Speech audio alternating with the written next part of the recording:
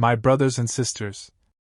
In a time where questions are louder than ever, and where the line between truth and fantasy often blurs, we find ourselves grappling with the unknown. With stories, signs, and symbols in our faith that challenge not just our beliefs, but our intellects.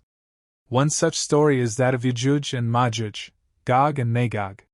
An eschatological mystery wrapped in ancient texts, debated by scholars, feared by many, and misunderstood by even more. But let me tell you something. Islam does not ask us to turn off our minds. Islam asks us to use them, to seek knowledge, to question with sincerity, and to never stop striving for understanding. We hear things, that Yajuj and Majuj live beneath the earth, undetected by satellites. That a wall built by Dhul-Qarnayn is the Great Wall of China. That they dig daily, only to be stopped by divine decree. But when we truly reflect, as Allah asks us to reflect, we find these claims don't hold up. They're not consistent with what we know of the world Allah created.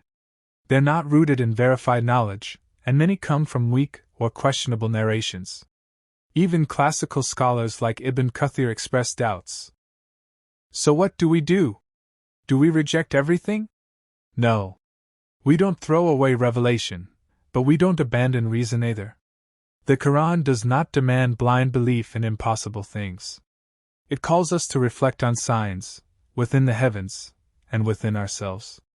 Sometimes the walls, in Scripture, may not be made of brick and stone, but of barriers between nations, ideologies, or truths. Sometimes tribes may not be about race or geography, but forces of corruption, destruction, and chaos. This is not weakness in faith. This is strength. This is intellectual integrity. This is walking the path of our Prophet, peace and blessings upon him, who always asked questions, who always sought clarity, and who always taught with wisdom. And maybe, just maybe, it's okay to say, I don't know. To trust in Allah without claiming to know the unseen. To admit that some matters of the end times are meant to remain unclear, as a test of our patience, our humility, and our priorities. Brothers and sisters, the goal of our deen is not to become obsessed with signs of the hour, but to prepare for our own hour. To stand before Allah not with fantastical theories, but with hearts that are clean, minds that are honest, and actions that reflect truth and sincerity. So let us revive the spirit of the Quran, a book that encourages deep thought. Let us follow the path of scholars who combine knowledge and taqwa, not conspiracy and speculation.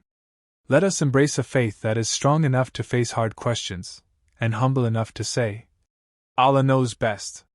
Because in the end, the wall of Yajuj and Majuj may not be one we can see, but the wall between us and Allah? That we can tear down, with every sincere prayer, every honest thought, and every step toward truth.